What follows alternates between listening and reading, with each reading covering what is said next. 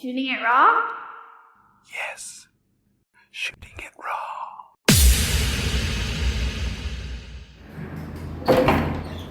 Hello, Stephen. Stephen Lai, nice to meet you. Come on in. What is this? Dude, this is like... This is... But what? What?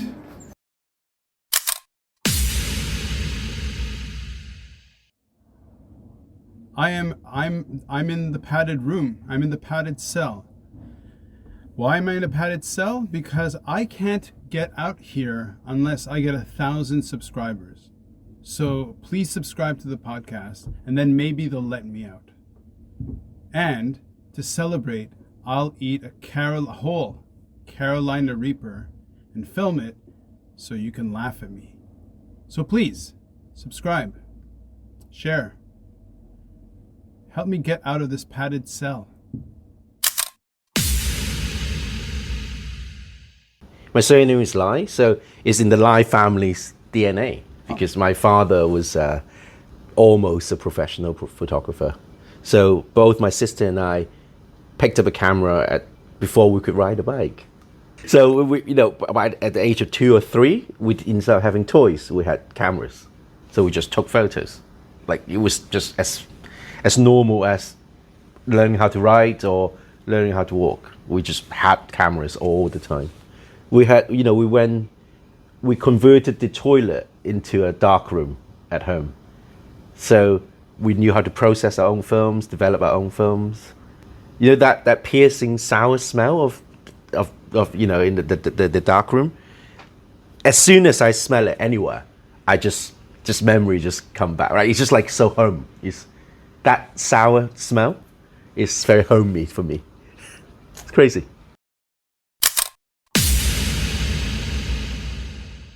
Stephen, I love it. Stephen Lai, wow, that's... I asked the same question to everybody. Everybody kind of answers it differently. Mm-hmm. Nobody has said it in that way before, and I love it. I love it. Like that growing up with a dark room and having that smell of the chemicals. smell, right? For sure. You must know. I know it. Yeah, of course I know it. Yeah. Right, and that particular red light. Yeah. You don't see it anywhere else, unless you go to a brothel, maybe. Sure. But I wouldn't know that, would I? No. There's that thing about being in the dark room and spending time with my father as well. Yeah. And developing things, and it just appears in front of you as a child. Yeah. It's the most amazing thing ever. Magical, right? For sure. You pick up a mobile phone and everything. It's immediate. You take like 2,000 photos and you pick one. Yeah. But when we were young, we had a row of 24 for 1 month. Yeah. And then you develop it at the end of, we get given a row of 24 every month. Oh, wow. And then you develop together with my dad, and you just saw stuff. I was like, oh, this is amazing. That is amazing. And that's why all the photos today I've sent over are black and white, because that's how I started. Okay. Because black and white was so much easier to manage. The tolerance, you can have a 800 ISO film. At that time, it was amazing, right? Yeah. If Dad was shooting 100. Sure. Color, whatever, or maybe slides, like the positives. Yeah. We were given black and white negatives, 800 ISO. Wow, your dad is like full on. Yeah. Well, yeah, amazing. Are we off track, or are we okay? There is no track. Okay. There's no track. Okay. Apparently, this is the story I was told. When he married my mother, and then when they found out that they had me, he sold all his gear. He sold his Leica. He sold her all his Hasselblad and all the stuff, because he said to my mother, I'm not going to waste money on photography anymore, because it's expensive, right? Equipment. Wow. Yeah. So he said, now we have a son, soon to have another one, my sister. No, I will commit to this childbearing, bringing up the children, and then with no more wasting money in photography. In Chinese, we say, if you get into photography, your 3 generations after you will be poor. Oh no. If you get into hi-fi music, hi-fi stuff, 5 generations. Oh no. If you get into watches, 10 generations. Dude. That's what they say. I love it. Yeah, that's what they say. Okay, this is the first time we met. I have no idea. I know nothing about you, which I love. I totally love. I love that how we met is through Rachel, which I had on the podcast, which was fascinating, which was super fun. And she's like, you have to talk. You have to talk to Steven. And I was just like, sure. She gets to do it. She gets to do it every day, so I guess. Yeah. Well, I can listen. I can see what I may ask you to marry me at the end of this conversation. Well, I mean, I did marry Rachel twice, so that's something, right? That's very nice. Yeah, exactly. Very nice. Yeah. Without separation in between. Okay. Yeah, we just did it in 2 locales. That's awesome. Yeah. Okay. So, how I get to learn about you over the next hour is to look at the photos, and let's dive in. Now, is this the first one you'd like to start with? Or Sure, that's fine. Okay. This is a classic iPhone photo. Okay, so the shot, let me describe it. The shot is, because I know a lot about marine ecology. Oh, do you? Stuff. Okay. Yeah, I happen to, so I started shark rescue in Hong Kong. So it's a photo of a whale shark. With around the whale shark is a bunch of rays. All of these fish in this aquarium, very large aquarium. I'm tempted to think this was done in Georgia in the USA because they have a tank with a whale shark. But I don't know where this is done. But it's a whale shark in this massive tank, shot in black and white. At the bottom of the image, in silhouette, you see all the sort of tourists. Some of them holding phones, some of them looking up, some of them, actually many of them are holding up their cameras to take a photo of the whale shark swimming from left to right. The silhouette of people is way at the bottom. Let's say there are about 30-ish people at the bottom. They're all kind of looking up and they're towered above with this massive shot of an aquarium. And okay, let's start with this image. It's actually in Japan, Okinawa. Okay. It was one of our usual family trips. We usually go during Chinese New Year. Okay. So every year, the whole family would get together. We travel somewhere within Asia, for 4 or 5 days. And that was the first time when I didn't bring a camera to a holiday destination. Okay. I just thought, okay, well, I'll just use, I think it was probably like an iPhone 5, maybe. And the quality was pretty bad. Right. Like for someone who's been using cameras, right? So I realized, okay, well, I can process it and make it into a silhouette and make it interesting. Right. Right. And you always hear people say, oh, the best camera is the camera you have on you. Okay. Right? That's what people say all the time, which I think is a bit of bullshit, personally. Sure. Yeah, because nothing really beats a nice camera. No, of course. Yeah. Shooting it raw, right? And but that time I decided to not bring a camera and try, and it wasn't too bad. I mean, the composition is okay, and because it's done digitally. I was playing with aspect ratio as well, so it's a bit wider than like a normal 6x4. Sure. Proportion. I think it's more like a 16:9. It's more cinematic. Yeah. Maybe even 21:9. It's quite wide. But the photo actually is a 16:9. But the detail is so lost. Okay. In the top, yes. So basically, the top of the image. You can't actually even see that there's something. Maybe it's a roof, but. It's so dark that you can't. Yeah, you can't see it. I wouldn't necessarily think. If I had a proper camera, that would have been interesting. Of course. So yes, I could capture image to a certain degree of niceness. Yeah. But at the same time, if you know how to use the camera, you go, oh well. Here's what I like that's emerging from getting to know you is one is that you're mischievous. You've got you're. I'm not. Listen, I won't say you're a pain in the ass.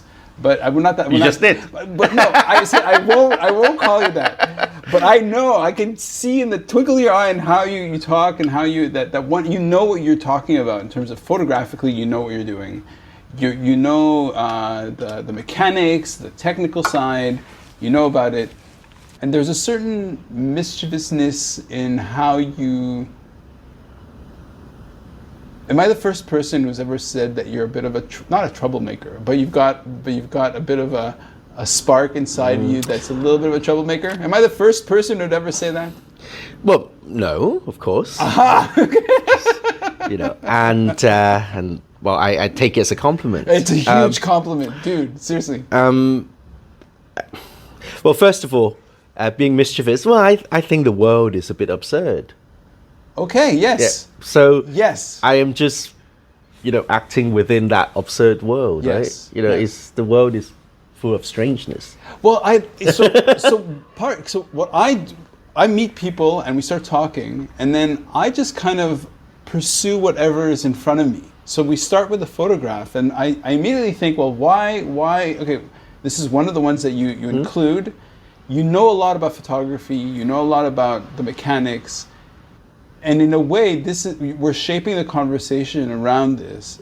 And also, your energy is, I find, very playful and very enjoyable. So I have a feeling that we can have a back and forth that'll be really good. But I also know you play poker, which is itself a kind of a competition. So you're competitive in a certain extent. Poker is the most absurd game in the world. Okay. It's a game of chance. Yep. But everyone within the game thinks they are in control. Interesting. Right. Yeah. Okay. So that contradiction makes it extremely absurd, right? Like, Yeah. you know, so it's a game of chance fundamentally. Yeah. But every player would at the table think they can beat the other one because they are better somehow, right? Okay. Okay. And that's a funny quote. People say, or someone actually once said, if I beat you, it's because of skills. If I lose, it's because of luck. Right. Yeah, right. Okay. Yeah, so it's one of those very contradictory, very silly games that has become, you know, multi-billion business, multi-billion business. Yeah. It should be just a silly little game. Yeah. Okay. Let's connect that to this photograph. Wow. How?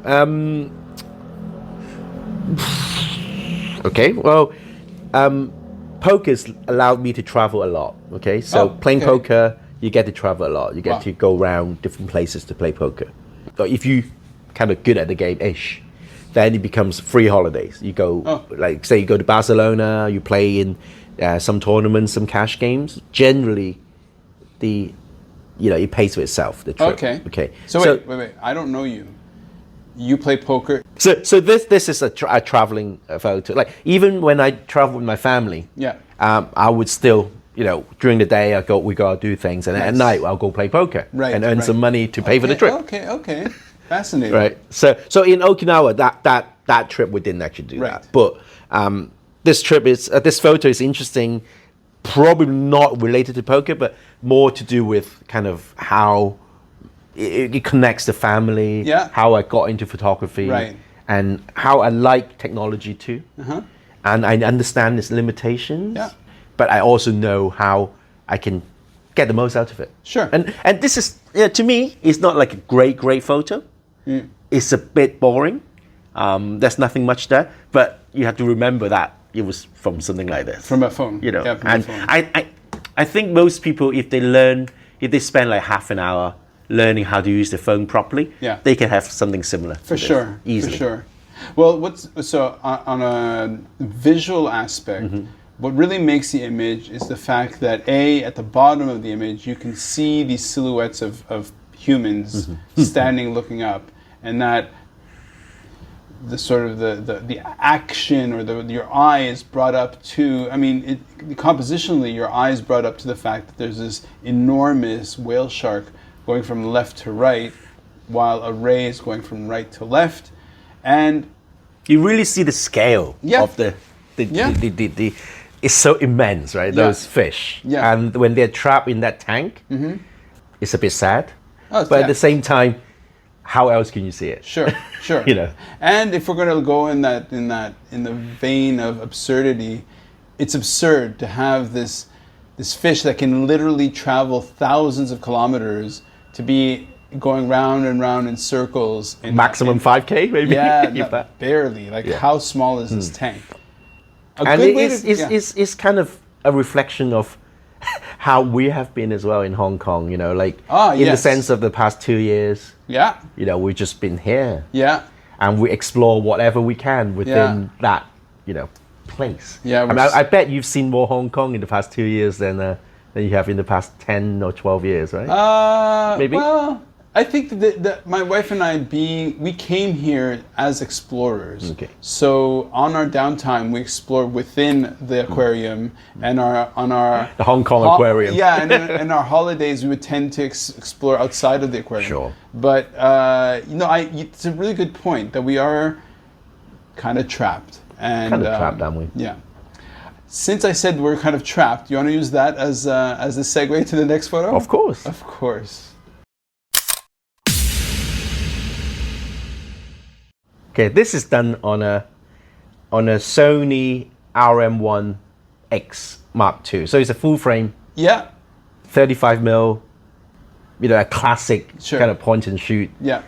but on a full frame kind Right. of sensor. It's Right. like a Sony A7 only shrunk down into Right. something smaller. Oh, okay. The lights, I think the dynamic range is amazing. Yeah. You know, I didn't do much post-processing. I just clicked black and white. Right. And then it was done like that. Okay. It's shot in Taiwan, Okay. Taichung Opera House, I think Okay. it was. I think the scene is beautiful. The architecture is amazing. Uh-huh. I really wanted to capture the different shades of brightness on the... So let me describe. Please. Okay, so here's when I see it. It's a photo that it's very difficult to understand what you're looking at as an outsider. So as a person's looking at it, there's a kind of organic shaped wall where the curves, there's like a skylight, and it looks curved inside plaster kind of thing. And then on the wall, there seems to be, I don't know if it's natural light bleeding in from the outside or if these are LEDs. And there's kind of like mechanical, so it's hard to know what the scale is. Like I don't even know how big this is. How Good. small I'm very it is. glad that you say that. It is super. It's like this weird abstract. It looks almost like at the bottom of the image there are like it could be drinks, like glasses with drinks in them. One with like a little bucket with ice in it, and 3 kind of glasses with carbonated drinks. But the scale is so weird that maybe those things are humongous. Like it's really, it's an absurd image because it's a Yes. thing that is hard to understand what it is. And so you told me that it's the opera house in Taichung. in Taichung, Yeah. which is it's still practically alien. And it was the first time I went in there. So we have first 2 photos very family. So we took a family trip to see my uncle Okay. in Taichung. So he left Hong Kong when he was quite young. He was like 17 or something. And Taichung is in Singapore. No, in Vermont. Taiwan. Taiwan. Yeah, Taichung. I'm just joking. Okay. Taichung, Taiwan, yes, of Yes. course. In the south. Middle. Chong meaning middle. Okay. Yeah. Okay. But he had a bit of a interesting story because he was involved in the 1950s riots in Hong Kong. Oh, okay. Okay. Okay. So there were 2 famous riots in Hong Kong in the 50s and the 60s. In the late 50s, it was the nationalists, the KMT, the Kuomintang. Right. They had a very strong presence in Hong Kong. In Hong Kong. Oh, really? Okay. Okay. And it was anti-colonial, I suppose it was a little bit, I suppose. And also it was against police brutality. Right. The police was quite corrupt at the time. Yeah. Of course, it's not corrupt anymore. No. No. Heaven no. forbid. It's amazing now. Yeah. You know, perfect. Finest, Asia's finest. So in the late 50s, and the KMT were sponsoring young people to train them to become teachers in Taiwan. Okay. Okay. So my uncle, that's my dad's eldest brother, Right. took up the opportunity and moved over to Taichung and never left. Oh, so wow. just stay there Okay. for 60. Well, no, bloody hell, it's like 60 years, Wow, maybe wow, wow. 70 years. Huh. married someone local, just set up a family. Sure. My granddad left China after the Second World War. Okay. When he realized the CCP was going to take control of China. So he left China, came to Hong Kong, and he was an intellectual, Yeah. but found it very difficult to get a job here Oh, I found it difficult to get a job here. in Okay. Hong Kong. Yeah. Okay. Oh, he obviously was very worried about being intellectual, Yeah. with communist ruling. Yeah. And he came over with many children Yeah. at the time. He actually left one in China. Oh. I know, okay. very odd. But, well, I don't know. Who knows? Circumstances, right? Yeah. I don't think this story is that alien to a lot of Hong Kong families. Right. It's very It's normal. not unusual. Yeah. Very yeah, not yeah, unusual. Yeah, yeah. So after they got here, his eldest son decided to move away to Taiwan. And then, so there was no one, so at that time in the 50s, 60s, a lot of the children would start earning money to feed the family. Yeah. Right. So they lost a breadwinner. Okay. So it made it very tough for my dad because being the eldest after Okay. that. So eldest son went to Taiwan, second son left in China, Right. third son is my dad. Right. So he kind of took up the looking after the family. So he started earning when he was like 12. Right. Okay, so he's since become a headmaster, move on, made something for himself, Sure. right? So Taichung is always a little bit, there's a bit of tension there with my eldest uncle. Okay. Because my Yeah, dad, yeah. obviously within the family, the eldest is the most important, Sure. so so a there's lot some of respect. resentments and I Well, understand. maybe not as much as resentment, but Okay. there's a bit of tension there. Okay. So he never visited them until I made my Okay. dad to go. Okay. I made him go because I Okay. said, look, you both are old, you both are going to die, go see him, Sure. right? So I planned a poker trip for myself. Okay. And then with time, we went over to Taipei, and then where I play a lot of poker, and then we drove down to Taichung to see my uncle. I think what isn't showing, or people can't tell in the podcast, is that my head right now is exploding. I mean, I can't see that. No, I either. know, but my head is totally exploding. You're just like, I went to Taipei, I play poker, and that's amazing to me. That's like trying to wrap my head around it. Okay, yes. So you go to Taichung. Yeah, so we drove down to Taichung, and then we were looking for places to see, and then I was like looking at the, I don't know, Lonely Planet or whatever, right? And the opera house is quite famous, so we went over there, and then Dad was a bit like, oh, what's this? Kind of didn't. Right. And then I was talking to him and say, look at the lights. Yeah. It's like a cathedral without a god. Right. Right. And it's beautiful. It's beautiful. So just help me out here. How big is this? If I was standing next to it, Giant. What is the scale? Huge. Like, how big is a person? Okay, so the reason why these are so small is because of the perspective. That is really, really, really far away. So Are you inside a building? I'm inside a building. Okay. So you're inside a building. Okay. The language. Okay. So that's what's so weird. It's like we're inside a building. Yeah, and the perspective is kind of strange, and it's far away, and it's a podcast with photos. Yep. People have to. If go you check see it on out. YouTube, you might see it. You have to go check it out because it tells me a couple of things. It tells me that you think a lot about stuff. You think a lot about all kinds of stuff. Mm-hmm. You think about your composition. Who doesn't think about all kinds of stuff? Some more than others. Okay. Mr. Cheeky. You must think about stuff, right? Sure, but what I see here is there's a real. The fact that you use words like absurd, and the fact that we look at an image here that makes no sense. There's something there. This photo has got something quite technical about it because usually you have to use a tilt shift lens to make it. Yeah. I did it without. Right. So that's what made it kind of a proud moment for me. For sure. Right. I created an image without tilt shifting. Yeah. With a normal camera. Yeah.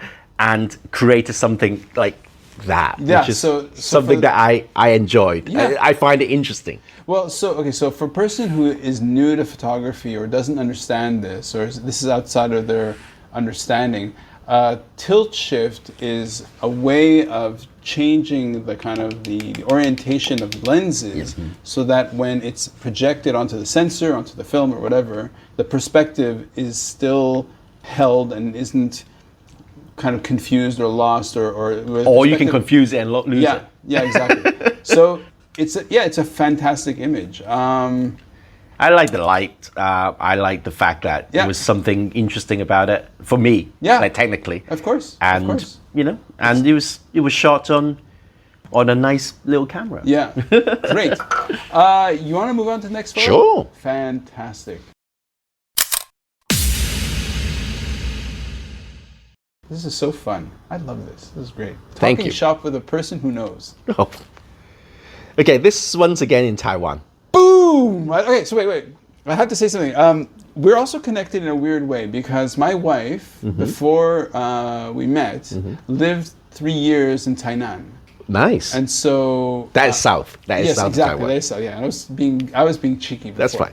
But so listening to your story about Taiwan, which is decades before when she went there, and then after, because of her connection to Taiwan, we've gone a few times, and I love Taiwan, and so I know a little bit about the history, and I know a little bit about how that influences our contemporary life in Hong Kong.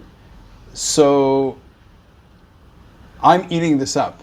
My connection is different to yours because my connection is somehow blood related versus like it's family. 1,000%. Yeah, of course. Now, okay. I also want to mention. I'm also noticing other things. Some of the words that you say they sound like they come out of England in terms of your accent. Well, I mean, yes. Did you study in the UK? I spent a fair amount of time in the UK. Yes. Okay. You're not being interrogated. It's really interesting to me because it's amazing. Like whenever people ask me where are you from, I always answer from here. I be like, "You're from here, from Hong Kong?" I'm like, no, I'm from here. What do you mean from here? I'm like, the planet. We're all from here. And so it's just interesting to see how the mix happens. Yeah.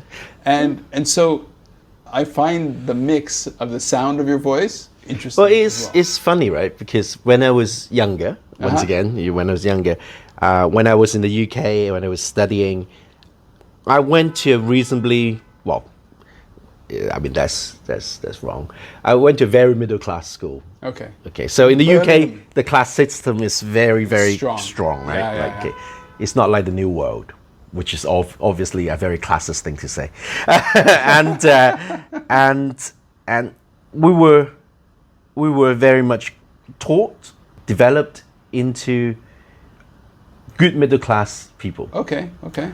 People that are aware of their roots, right, yet taking advantage of globalization. Okay. Right? What city was that? Oh, it was in Bradford. So it was near Leeds. It's just quite north of England. Sure. And when I was young, I really thought, wow, globalization is amazing, right? Yeah. Like, you can travel everywhere you want. If you have abilities, skills, you can make it. Rotterdam, Amsterdam, Liverpool, Rome, you'd be all the same to me. The world is my playground. Yeah. I think it's until maybe 2014, maybe just before that, in Hong Kong, when we moved back here in 2007, I think. Okay. Rachel and I decided to move here. And when we first moved here, we thought, wow, it was just the same as, Liverpool, Rome, right, Amsterdam, Rotterdam, the same, right? It's just a big city with the usual stuff. You can go to H&M. Yeah. There's an Irish pub there. Sure. You have your nice food here. You can get your same good wine or cheap wine. It's the same. Yeah. But we became, because I was born here as well, because I have family here. Okay. Both Rachel and I would become more attached to Hong Kong than anywhere else. Okay. Then, I'm speaking for her, but probably she would say, oh no, but Canada is really something. Right. But anyway, I am speaking for her now. But somehow I developed that sense of nationalism about Hong Kong, which I never had before. Okay. And I would be I think before 2014, I would have been the same as you. I'm from here. I'm from this planet. Okay. But now I would have no hesitation to say I'm from Hong Kong. Okay. right now. Right. Right now. Gotcha. Yeah, even though I travel a lot, I Yeah. go around different places playing poker, doing different things. But I would always tell people from now on that Sure. I'm from Hong Kong. Okay. Yeah, Okay. Yeah. So that's Great. Yeah. So let me describe the image then, and we'll make some Sure. connections.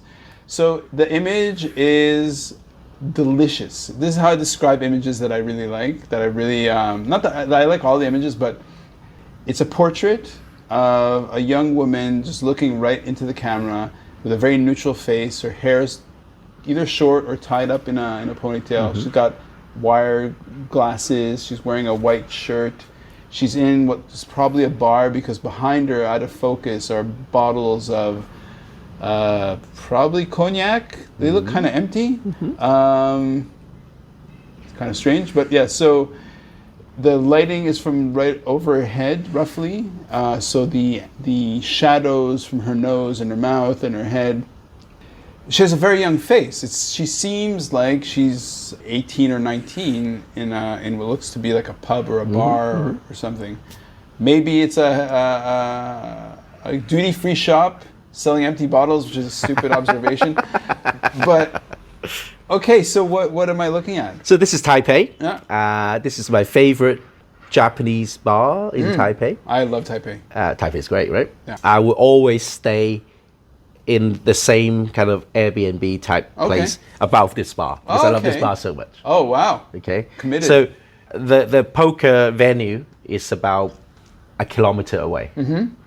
I always book the same place, and everyone else will stay near the venue. Right. I'll always stay here because I love the bar. And then I will stay there, and it has a bit of a terrace. The place I stay at, so it's a studio apartment with a terrace outside, and then I can go outside and smoke and look at the cityscape, and then I'll go downstairs and visit this Japanese bar because it's owned by a Japanese man, Right. who moved to Taipei to start like an entrepreneur, start a business, and they infuse their own whiskey. Okay. So they have like all sorts of flavors of whiskey. Sure. And they have English-speaking staff, which is quite rare for Taipei. Yeah. Young people, and I was there. I think that night I took Rachel there that night. Okay. It's unusual because when I play poker, I usually go on my own. Right. But that time Rachel was with me, and I said, "Oh, you have to come and see this bar. You like it." She didn't like it that much because she doesn't really drink. But anyway, I said, "Well, you enjoy it." And then I had my Leica on me, 35mm 1.4, a beautiful lens. Oh, nice. Renders. Just, Yeah. Oh, Well, clearly. creamy as Clearly beautiful. creamy AF. Yeah. And she was the bar staff. They turn around a lot. Okay. Right? Because they're young people. Yeah. They're just earning a little bit, trying to. And then she's never met me before, this Right. one. And she kind of looked at me, why are you taking a photo? Yeah, exactly. And then that's why she has that kind of slightly blank face on her. Yeah. But I love the light. I'm familiar with the place. Sure. I know where the lights come from. Right. And then, literally there was no composition of almost. You just pick It's the just camera. perfect. Because I know the place. Yeah. I think photography is all about light. Okay, yeah, To me, it's all about light, right? Yeah. It's just light reflecting however way. And then composition-wise, if you know the rule of thirds, you're kind of halfway there. Right. Mostly, it's kind of balance, right? Right. Everything. It's a typical. If you learn photography, you should be able to do that. Yeah. Photo. Yeah. And that's why I thought that was a good photo representation of me because, I haven't really developed further than knowing how to do it. Okay. Because I never thought I would do it professionally. Right. So I know the very basic rules. Right. I've been practicing the very same basic rules. You want to protect the two further generations. Maybe. I don't know. But it's so ingrained in me that I need to do this. No, because I think what it is that it becomes like a pattern where at this point, if you give me a camera and say, go photograph this, it's the habit of understanding and paying attention to what the light is and put it where the person should be and all that stuff. It's just a habit. And it's just, and so you just know, well, you're not getting hung up on trying to make a perfect image. You're just trying to focus on the moment of capturing this person's expression. And I think that capturing because of your experience Yeah. behind you. Sure, absolutely. You're not failing. Yeah. You're not really failing. Yeah. But you're not exceptional, but you're never really failing. Are these bottles empty or they? Because No, all they look have empty. clear. I think they're vodka bottles, Ah, okay, so it's okay, all okay. clear. It's just confusing. Yeah, Okay. clear. It's neat because bottles. one whole row at the top are all clear bottles, and one row beneath it It's all very, darker. very dark bottles. Yes. Um, Beautiful place. yeah, for sure. I will send you the link of Okay. the shop. Maybe you can put it in the show note. Oh, nice. Yeah, a free Who promotion. knows? Who knows? Yeah, Yeah. for sure. Who knows when we can travel again? Absolutely, absolutely. I love Do it. do you? Where would you go? I'm interviewing you now.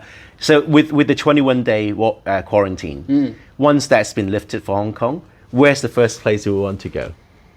That is a really good question. Maybe go home to see your family, maybe, or That I am really torn. I want to go back to see my family. I want to go back to either miniature plans of going back to Israel or to the United States or to so you're Canada. somehow connected to? Yeah. Okay. So, but on the other hand, as a family of three, of my wife, my daughter, it's like maybe we'll go to Thailand. Maybe we'll go to you know, like Taipei? or Taipei. Yeah. We've actually looked at exactly like we looked at Taiwan. We would probably, like, being who we are as Canadians, you know, we tend to not want to stay at the city too much, and we try to just, you know, fan out because Taiwan has beautiful Amazing landscapes and stuff. And Rachel always said, "Oh, let's do a cycling tour Nice. in Taiwan. Nice. You just go around For sure. Taiwan, maybe 3 weeks. Yeah. Maybe about 3 weeks. You Amazing. can do it easily. Yeah.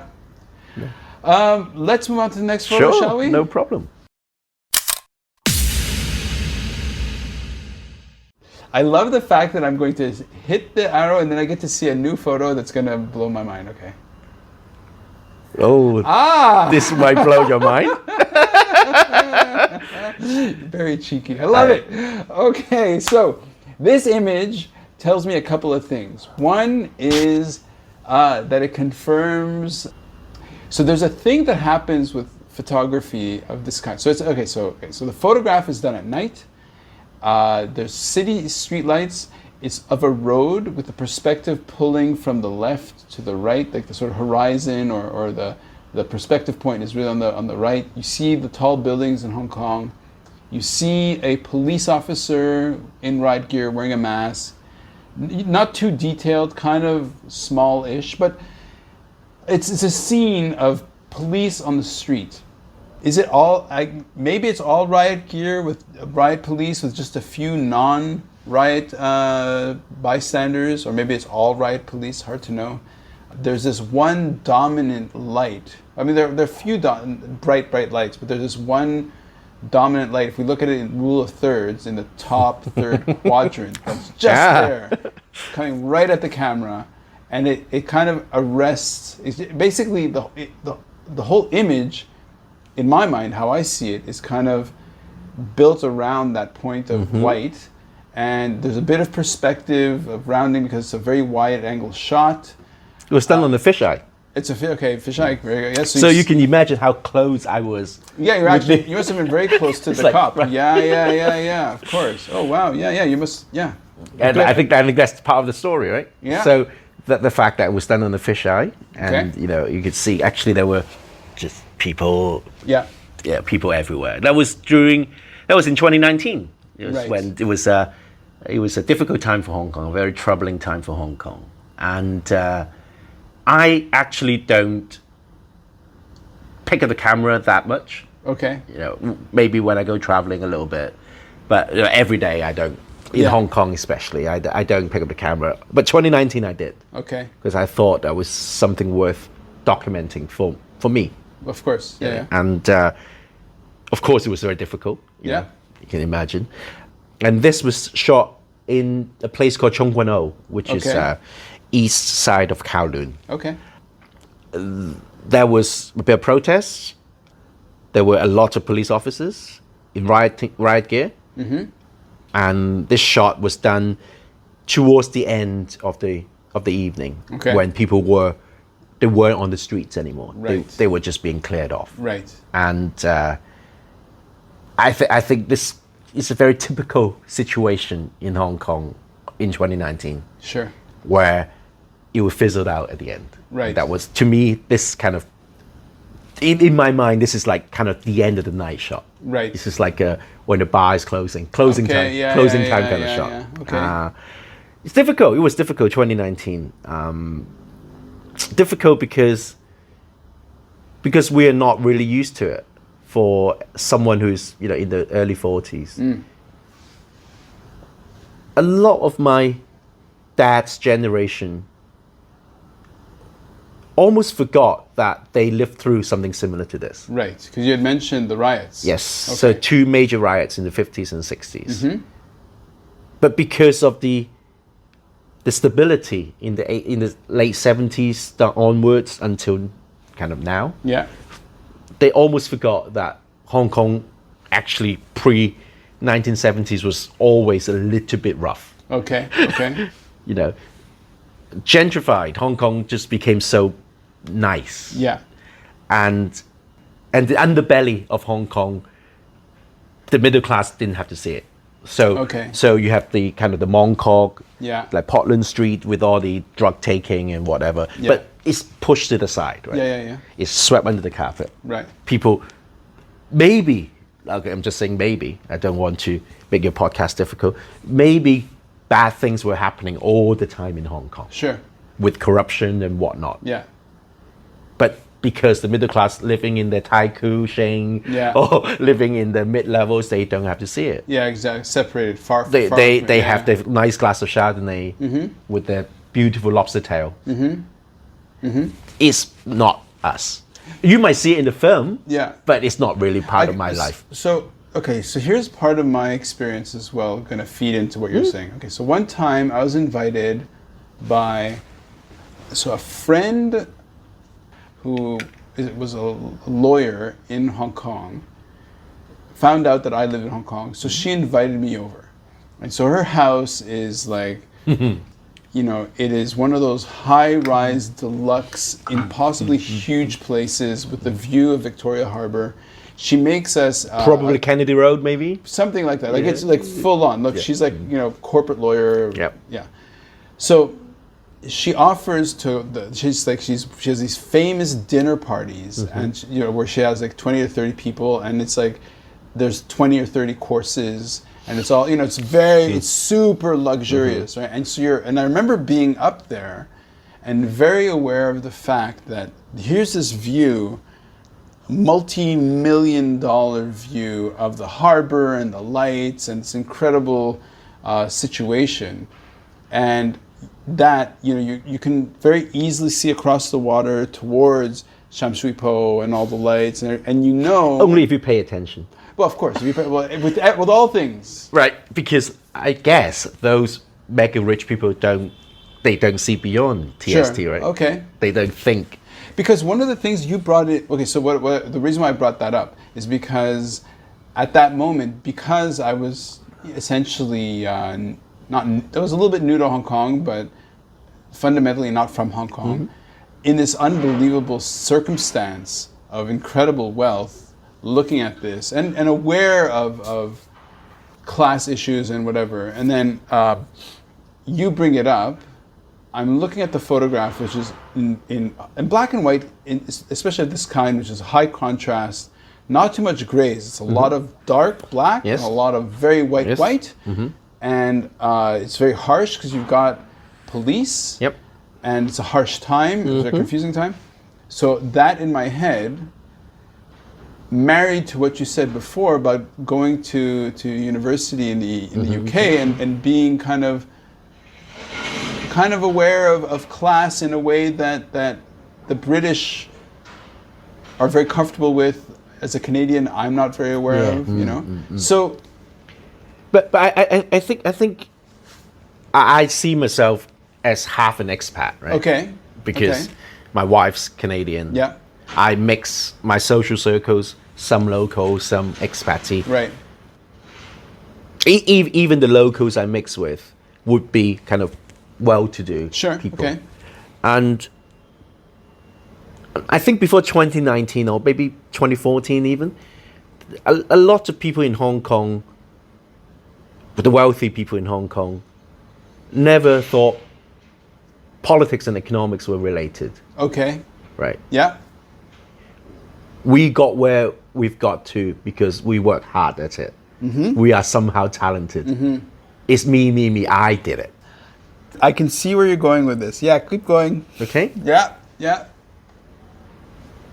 If you look at this picture, Yeah. to me, and it tells me the social fabric. Really. Right. Like there are enforcers here Right. to keep the rich people rich. Okay.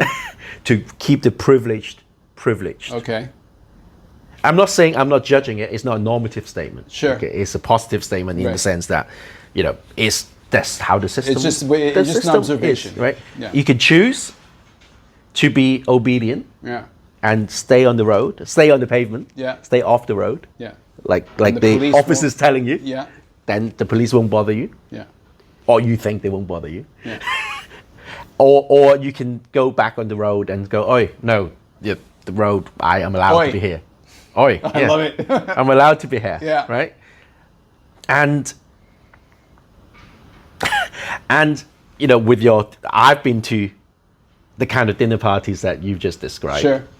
And I would look at, if you look behind you as well, this photo I took as well. But you Really? Yeah. Okay, so behind me is an incredible A dinner party scene. dinner party scene. Well, that's the kind of scene. It's just an image of the Hong Kong at night. This one's in color, and it's just impossible to it's like it's what you see in In a computer game. No, but in Blade Runner, Yes, right? of course. It's that Yes. hard to imagine scene of wealth and Yes. perfection. Yes. But all that, Yeah. it's not because we work hard. All of that is a very definite system of keeping that there. Okay. Okay. Yeah. So what's a construction? Now here's when before I said I know where you're going with this. I'm not saying No, hold on. anything bad. No. But what I'm saying is, let's tie this back to playing poker, Sure. right? Where you think it's a game of chance, but you think you're winning because you're so smart. Yeah, I'm smart. Yeah, yeah. And- And I don't, right? Yeah. Like general poker players do. You're right. Okay. Whereas I would like to think that that's so arrogant. But I've seen through it. Yeah. I'm kind of above that. I am good. I'm better than you. Therefore, I should have more. Yeah. Okay. Yes. Okay. Even at the poker table. Sure. Okay. Yeah. I find myself. I know the basics. Yeah. I know more than the basics. I can do as well as I can. Yeah. But I will never escape the randomness of it. Right. Right. If I want to carry on, it will continue to be random. Right. Right. And that illusion of if you're good at something, you will be rewarded. Yeah. That photo to me says that as well as the world of poker. Dude.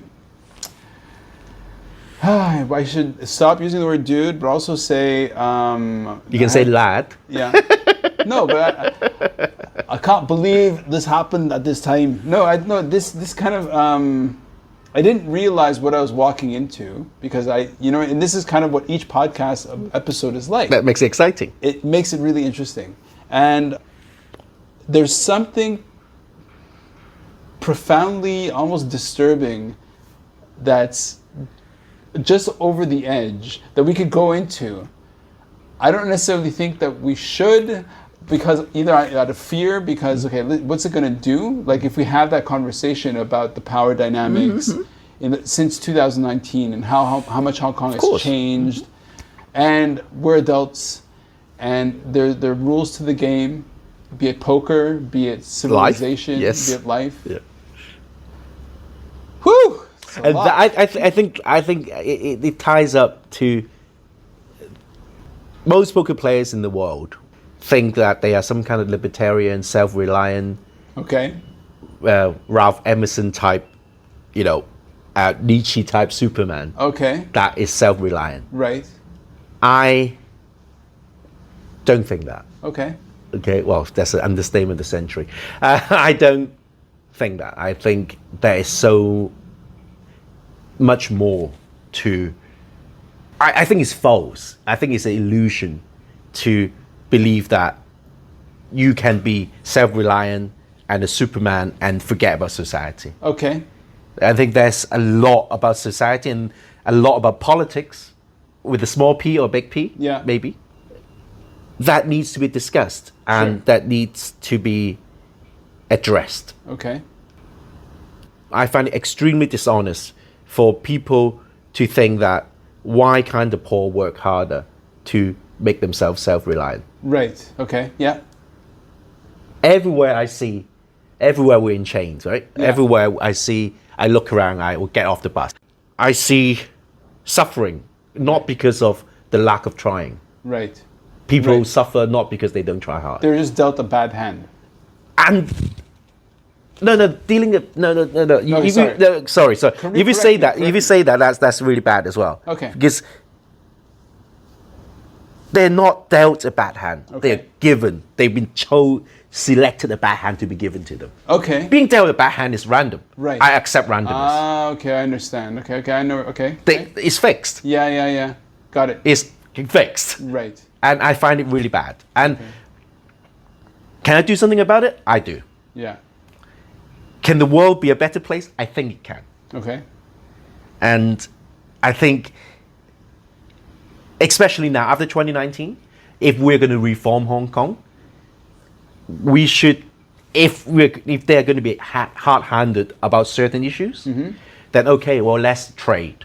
Right. Let's make society a better place. Okay. Because we never thought about it in those terms. Right. In Hong Kong, it's always been a self-reliant Nietzschean Superman society. Right. Okay. Well, now we've given up our political rights. Okay. I will stop whenever it's too far. Let's see whether we can make society a better place. Okay. I've given up trying to make a better political system for us. Sure. Then okay. Well, I've given up. Okay. I see the white flag here. Yeah. It's done. Okay. Well, then these people who have been chosen to be the political elites in Hong Kong, please do the Yeah. right thing. Right. And select better hands for people. Okay.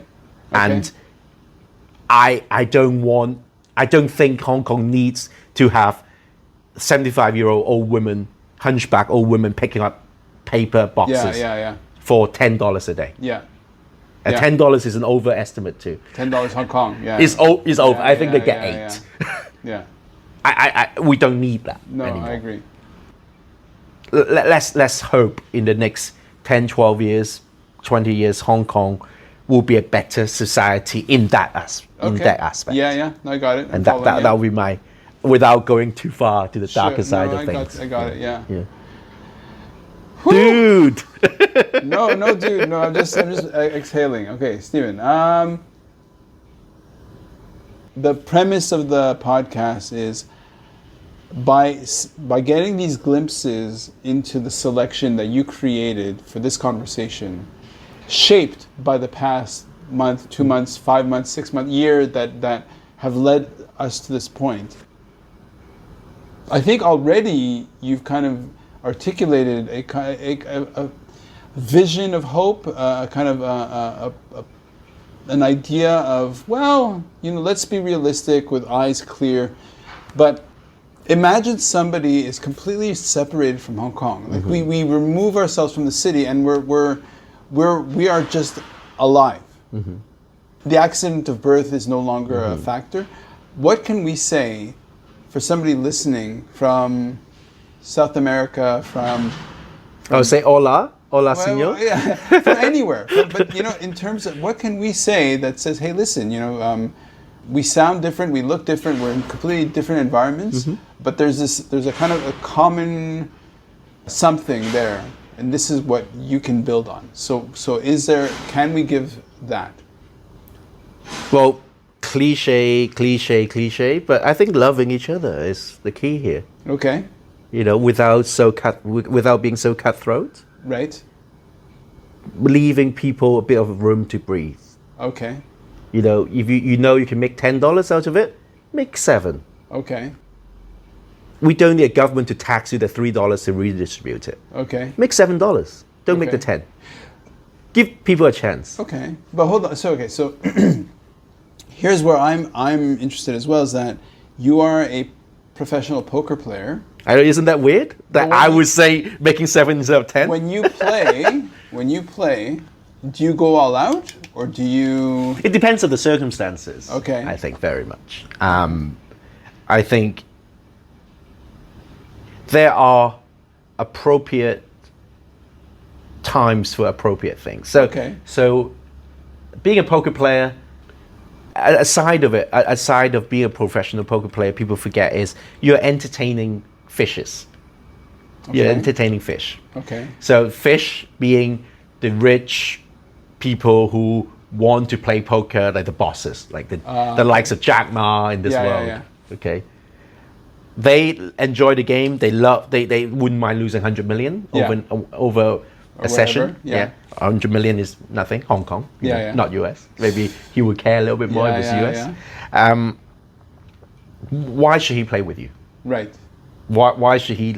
He obviously knows that you know what you're doing, and he doesn't know so much. Well, he does actually. Jack Ma's not that bad, but let's say he was bad, and so how you conduct yourself in that environment, and taking maximum value of every hand may not be the optimal solution. Right. So, or you always give a bit of leeway. So okay, so a bit of a So it's a He's game, kind of hustling a little bit, slightly. Got it. But you win, but you don't want to be cutthroat winning. Right.